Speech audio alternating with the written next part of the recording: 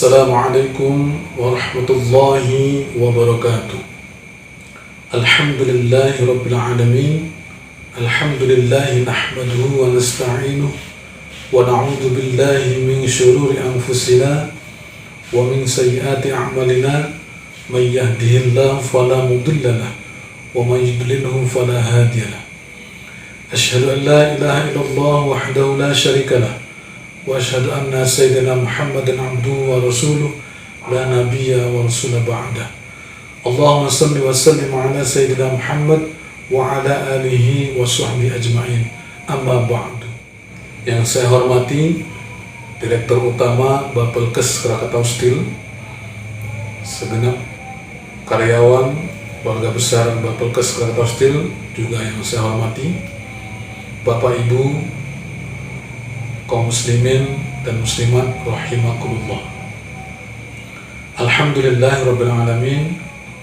Pada saat ini alhamdulillah kita semua dalam keadaan sehat walafiat sehingga bisa menjalankan aktivitas puasa di bulan suci Ramadan.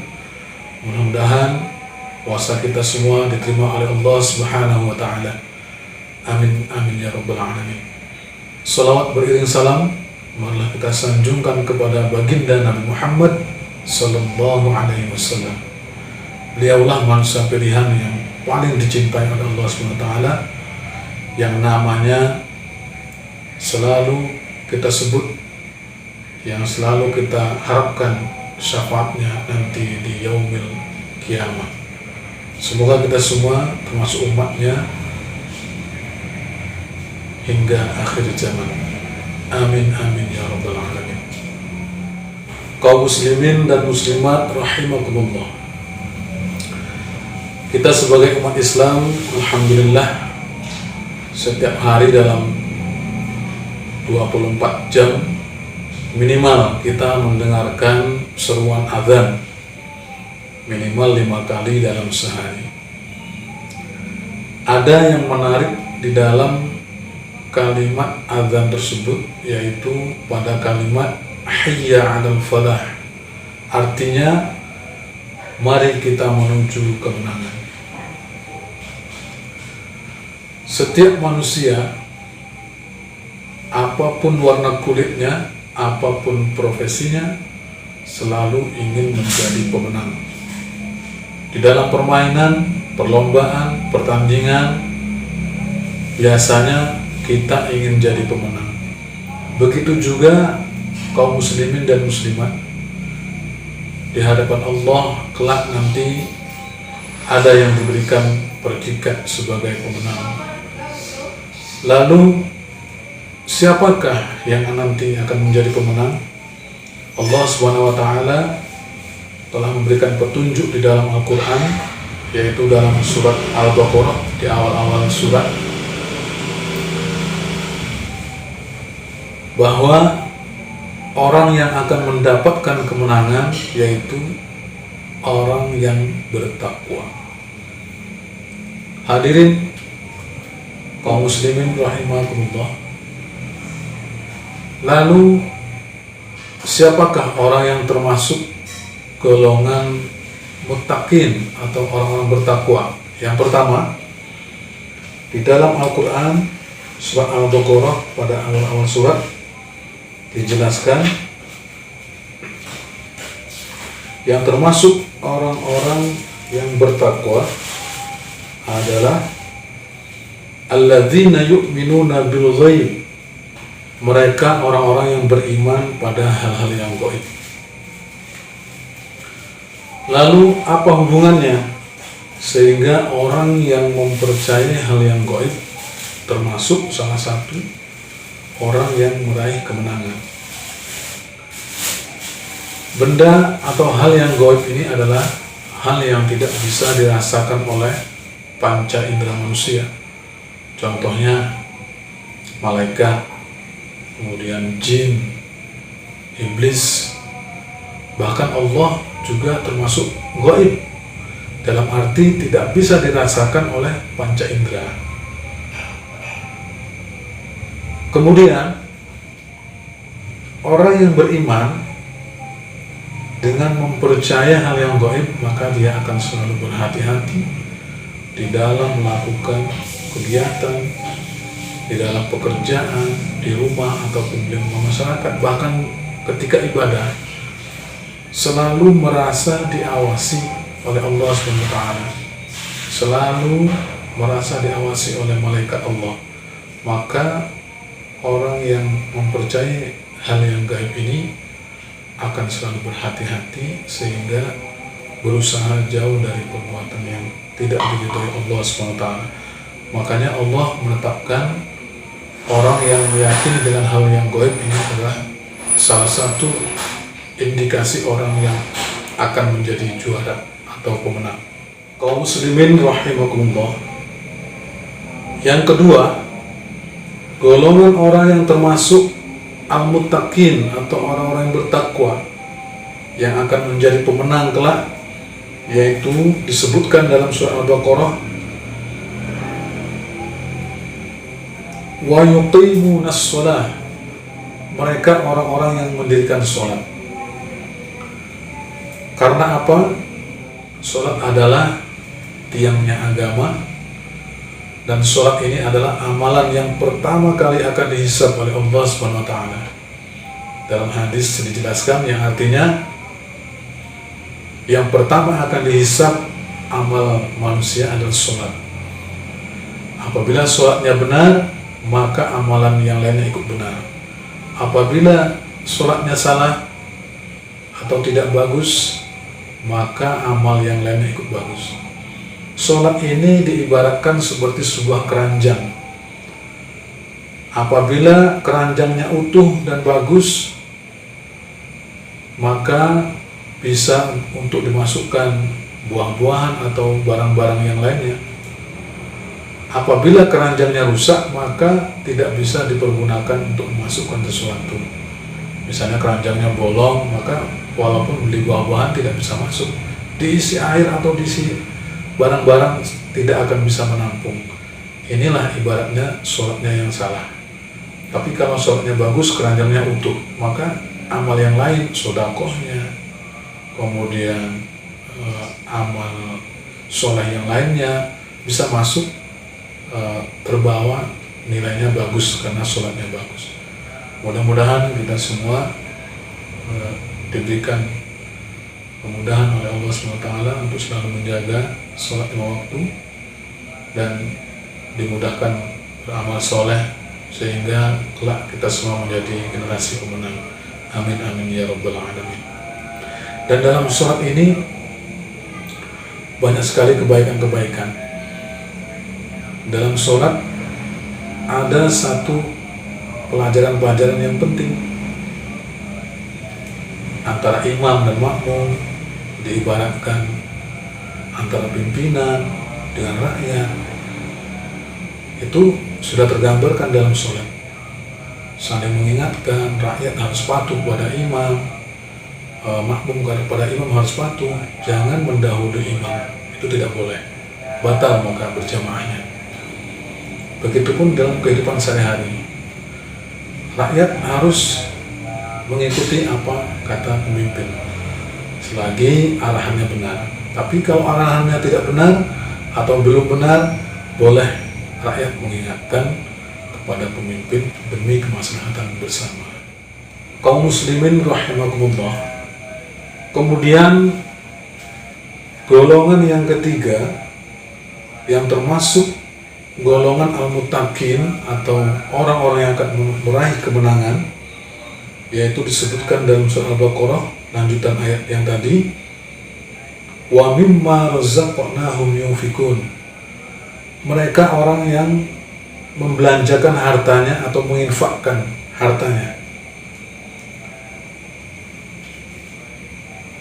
Ada keutamaan-keutamaan dalam membelanjakan harta ini adalah diantaranya amal jariyah atau sedekah jariyah adalah termasuk amalan yang pahalanya tidak akan terputus-putus, mengalir terus-menerus seperti air terjun mengalir ke sungai terus tiada henti. Itulah pahalanya sedekah jariyah. Seperti kita menyumbangkan ke pembangunan masjid, pembangunan jalan, jembatan, atau pembangunan madrasah, itu sama dengan amal jariyah. Maka insya Allah pahalanya kita tidak akan terputus, walaupun sedikit atau banyak, itu relatif. Bila kita niatkan untuk sedekah jariyah, insya Allah pahala kita terus menerus, bahkan kita setelah meninggal pahala itu masih terus mengalir. Sebagaimana Rasulullah berkata, yang artinya apabila orang sudah meninggal maka terputus amalnya kecuali 3 perkara. Yang pertama sedekah jariyah, yang kedua ilmu yang diajarkan, kemudian yang ketiga yaitu doa dari anak soleh. Mudah-mudahan kita diberikan kemudahan untuk selalu menyisihkan harta kita untuk selalu berinfak, baik itu sedekah ataupun infak atau zakat. Zakat hukumnya wajib, harus zakat mal dan fitrah. Di bulan Ramadan ini nanti ada zakat fitrah, itu wajib hukumnya. Kalau zakat mal itu harus apabila mencapai 1 nisab, maka kita wajib mengeluarkan zakat. Apabila tidak mencapai nisab, maka kita tidak berkewajiban untuk mengeluarkan zakat. Namun kita masih bisa berbuat baik selain zakat, yaitu dengan cara sedekah atau infak. Kaum muslimin rahimakumullah,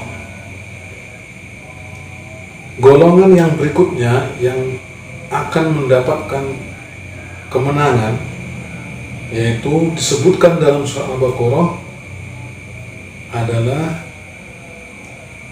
walladzina yu'minuna bima unzila ilaika wa ma unzila min qablik. Mereka yang beriman kepada kitab yang diberikan oleh Allah Subhanahu wa taala, yaitu Al-Quran, dan juga mengimani kitab-kitab sebelum Al-Quran.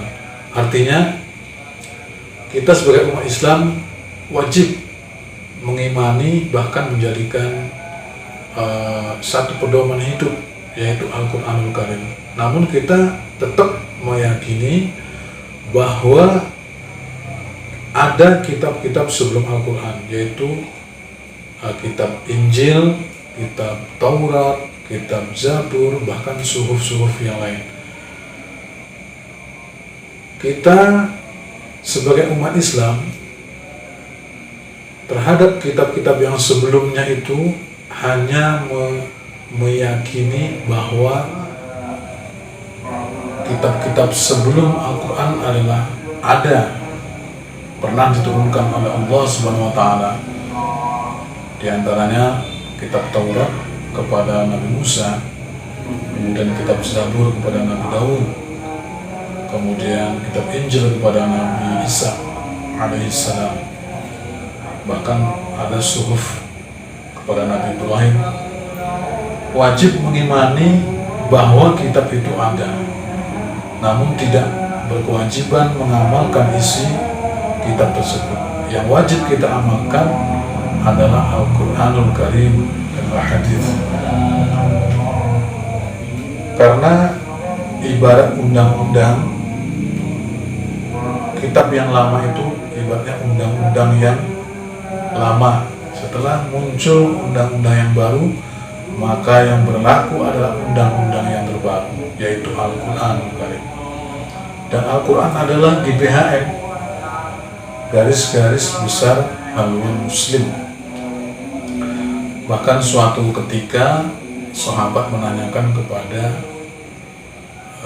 Sayyidatina Aisyah, "Ya Aisyah, bagaimanakah akhlak Rasulullah?" Beliau mengatakan akhlak Rasulullah adalah Al-Quran. Kita perlu terjemahan Al-Quran dalam bahasa Indonesia, kita perlu terjemahan Al-Quran dalam bahasa Inggris bahkan. Namun yang kita butuhkan adalah terjemahan Al-Quran dalam kehidupan nyata yang telah dipraktikkan oleh Rasulullah SAW. Apabila kita ingin mempraktekkan Al-Quran, contohlah kehidupan Rasulullah SAW. Kaum muslimin rahimahullah, golongan yang terakhir yang akan meraih kemenangan yaitu wabil akhirati hum yuqinun. Mereka orang-orang yang beriman kepada akhirat atau alam akhirat, meyakini adanya kiamat, meyakini dengan adanya surga, meyakini dengan adanya neraka, meyakini dengan adanya siratal mustaqim, meyakini dengan adanya yaumul hisab, yaumul mizan. Dengan ada keyakinan tersebut, maka kita akan selalu berhati-hati dan meyakini bahwa yang kita perbuat hal-hal yang baik, maka dengan ridha Allah SWT akan dibalas dengan kenikmatan surga. Dan hal-hal yang buruk, na'udzubillah, nanti akan dihisab di yaumul hisab oleh Allah SWT dan disiksa di dalam neraka. Oleh karenanya, orang yang meyakini dengan adanya alam akhirat, maka akan senantiasa berhati-hati. Kaum muslimin rahimahullah, jadi kesimpulannya bahwa golongan orang yang termasuk golongan pemenang kata Allah, yaitu adalah mereka yang meyakini hal-hal yang gaib, kemudian mendirikan sholat, kemudian selalu membelanjakan sebagian hartanya untuk berinfak, untuk sedekah, zakat, untuk menyantuni anak yatim, bahkan orang-orang jompo kita bantu. Kemudian mereka yang beriman dengan adanya Al-Quran dan menjadikan Al-Quran sebagai pedoman hidup, namun tidak melupakan bahwa Allah juga menurunkan sebelum Al-Quran, yaitu kitab-kitab yang lain kepada nabi-nabi terdahulu, seperti kitab Injil, Taurat, dan Zabur. Kemudian yang terakhir yaitu orang-orang yang beriman dengan adanya alam akhirat. Kaum muslimin rahimakumullah, mudah-mudahan kita semua senantiasa diberikan kekuatan dan iman dan serta hidayah untuk selalu mengamalkan amalan-amalan soleh dan menjauhkan dari perbuatan-perbuatan yang dilarang oleh Allah SWT. Semoga kita semua di dalam menjalankan puasa Ramadan pada tahun ini kita semua diberikan kemudahan dan